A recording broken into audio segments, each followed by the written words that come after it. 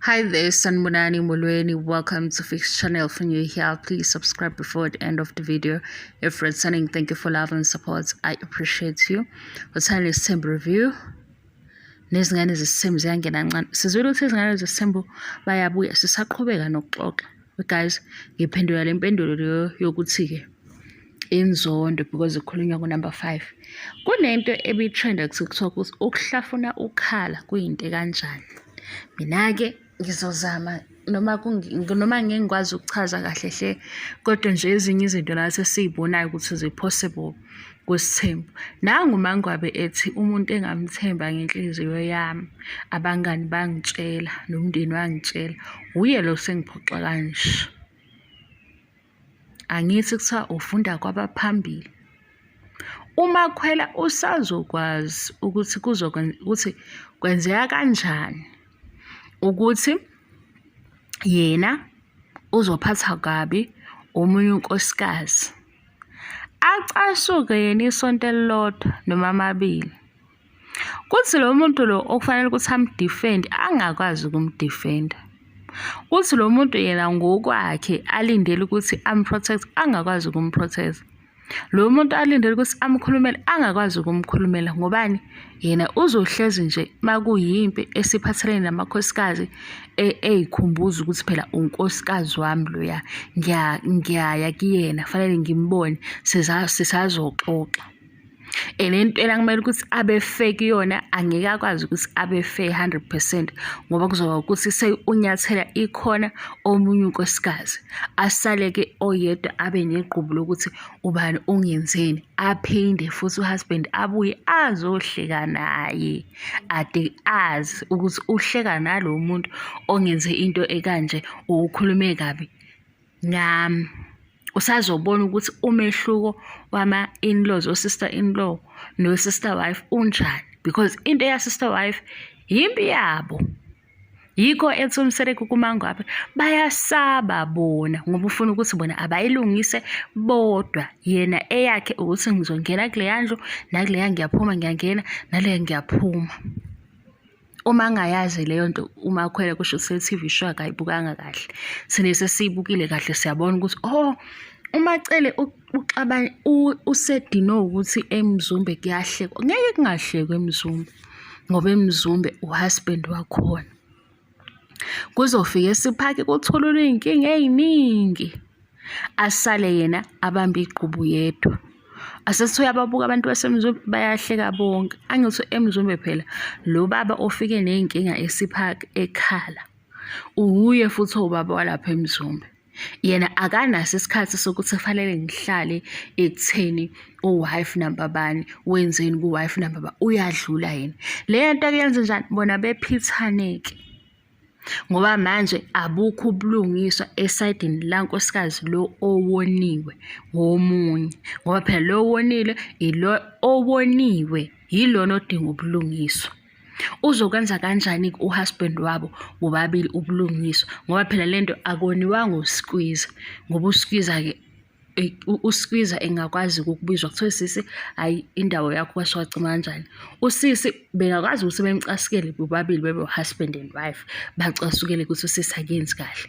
Unkosikazi omunye usawuyena nje unkosikazi walo husband wakho, udayiswe umuntu okulandile wathi uzokuprotecta, uzokuthanda mhla yekushada, uzoyibuza ukuthi amazwi akhe uyawakhumbula noma uwazi kahle.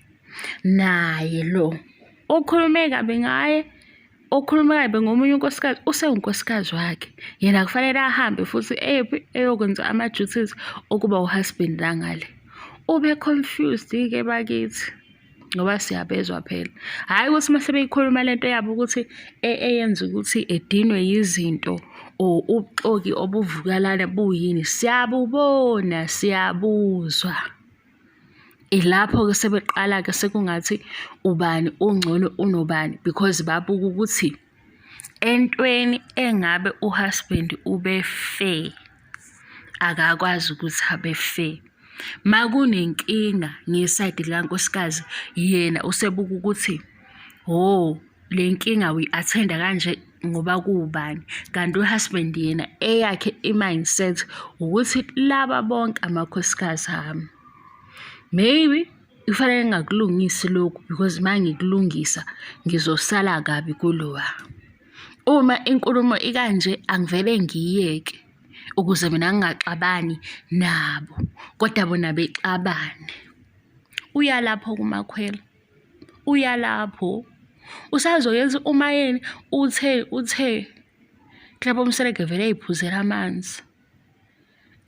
amanzi ambone nangaya laphaya kamayeni aphinde futhi abuye eze kuyena. Yileyo-ke impilo le asithe uyikhethile. Mabethi-ke dade ngena uhlafuna ukhala basho njalo. Mina ngasho ukuthi angisho kusho abantu ku-social media bathi ukuhlafuna ukhala kuyinto enjani ngoba phela uzobe ungaphakathi endlini, ifriji igcwele, imoto ikhona yokuthi dumisa imoto uhambe uyephi kodwa uzolobe ubushiya ukuthi ngaze ngashada nexoki kanti vele i-setup yona ayinalo iqiniso. Kwakungena kwakho ungeniswe ukuthi ushoda lona iqiniso kulento yesithembu. Mase-ke esefika la ubaba uMseleki eseshumayela kubantu mhlampe asebemlalele ngokuthi uhamba ngemoto enjani, ugqoka amasudu kanjani, athi-ke quality yesithembu yomuntu wesifazane. Akekho umuntu wesifazane ofisa ukuba confused kanje. Kodwa uma esephakathi ulobe efundisa ukuthi isithembu sinjena phela vele konke lokhu kuhamba nesithembu. Ayekho umuntu ongovele esuke ekhetha into enjena nje esingifuna ukushela uhusband. Khona abantu engizophinde ngihleke nabo ngingahleki nabo ngoba vele impilo enjani ayikho leyo nto. Athi yena sekune-material yesithembu. Ukube i-material yesithembu ikhona ngabe lamakhosikazi esiwabukayo okwawakhe ayafana. Okusho ukuthi ayikho-ke ngoba njani ahlukile noku-understand izinto understand ngokufana. Yikho omunye ezofika ezenze ngcono ngomunye uma isimfika isimo esifanayo yima esebona ukuthi hawu kanti bekungayona inganekwane lento uma ngwaba kuyona ngoba isiyenze kakhulu. Lento ifana no-girl othola ubhuti ozomtshela ukuthi i-ex yakhe iyayihlanya kunjani. Ukuhlanya mase kufike yena ila ese-understanda khona i-ex. Nomunye athi ubhebi mama wami nje isilwane isilwane mase sifike kuyo ila ese-understanda khona iy'nkulumo zokuthi why lo ongekho owashiwe wayehlanya. Ingoba manje ukuhlanya sekufike kuyo. Ngesikhathi esatshelwa kusemnandi kusakhishwa naye esesho ukuthi kodwa bhebi wake wagoba. Bhebi wake wagoba mhla kwawuye kuzosho yena kuqala ethi kanti nobani. Hawu yena ubengakhakhuleki ukuthi hayibo uma wayehlanya kodwa wayethandana nawe akuwena pho ubumgqugquzela ukuthi ehlanya. Uma wayeyisilwane kade umthole umuntu okusho ukuthi wena omenze waba yisilwane. Cha, kumnandi kuye. Mhla kwakhala yena ila ese-understanda khona ukuthi ubengahlanya. Nangu owakha uhlanya. Ubengasona isilwane. Uye lo owakha isilwane ngoba naye senjani sefike lapho. Sithi kusazombingelela naye ukuthi inhliziyo yami ngatshelwa ayikho abazali besho ukuthi ningayi lapho. Abazali bayanqaba iy'ngane zabo zingene kwisithembu. Bayazi ukuthi yini ngoba u-right ungabi right. Kuyaprethendwana, kuyakhulunyiswana, ngelinye ilanga kuyahlekwa, ngokunye akuhlekwa. Uzolobe ufunda ukuyicontrola njalo because umona uzovuka, isikhwele sizovuka. Ngesikhathi zenzeka futhi zonke lezi zinto uyena uhusband ozokudayisa kakhulu ngoba awuye ozotshela wena ukuthi kodwa mina nginamakhosikazi awu-4, nginamakhosikazi awu-5 futhi usekutshela ukuthi sheshisa-ke kulawo ma-emotions akho. Decide ukuthi uba happy manje noma uyakhala. Uma ukhala manje usazokhala futhi nakusasa, nangenyanga ezayo uzokhala, nawo unyaka olandela ukutshela yena.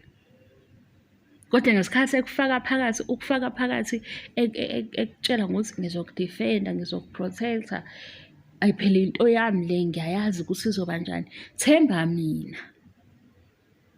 Usufikile-ke sowutshelwa uye kuqala ukuthi isithembu lesi. lesi isithembu.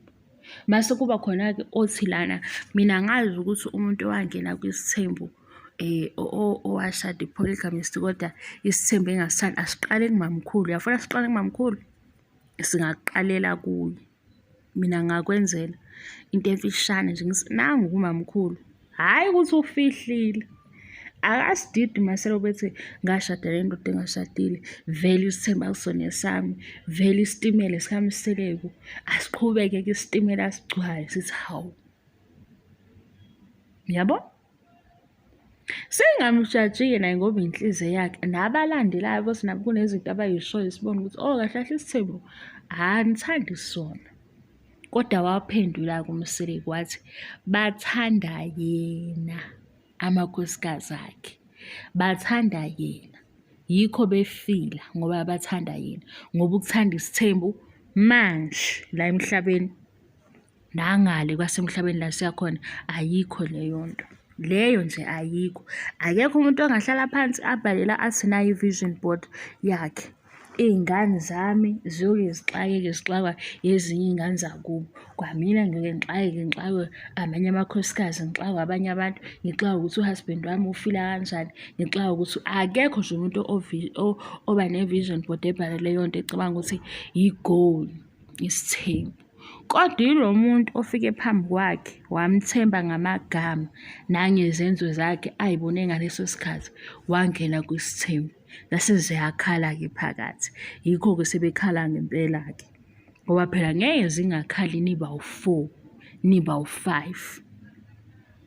And zikhona lezi zinto ezincane ozolobe uyibona ukuthi hhayi akwenziwa ngokufana, noma sekwenziwa ngokufana futhi ngoba nasisithembu sesi-corrupt ingqondo, awusaboni ukuthi kuyafana. Nako futhi ukuthi sebekucasulile o-sister wife, nange kodwa ubaba wakhona usehleka nabo, kukudine lokho. Uhlezi nje uphithizela kwisithembu. Kwisithembu nje indawo yempi, impi yakho uwedwa, yimpi othi uzolwa no-husband, uthole ukuthi-ke akezi uma um-invite kuleyo mpi, akezi ngempela. Ngoba phela yena unenye igoli, uthi unempi yena ucabanga ukuthi iy'ngane kufanele zibe ningi. Wena awusalalanga kahle ebusuku, uyaqhathanisa ukuthi hheyi cha, waze wangijwayela u-wife number bani. Usafuna ukuthi u-wife number bani nixabane naye? Usazobuza-ke ku-husband ukuthi ngiyenze njani indaba kabi? Akayingeni fully ngoba unkosikazi wakhe. Hhayi ukuthi le video le yonke yinzondo uma uyizwa uma uyizwa iyinzondo, yinzondo. Bye bye.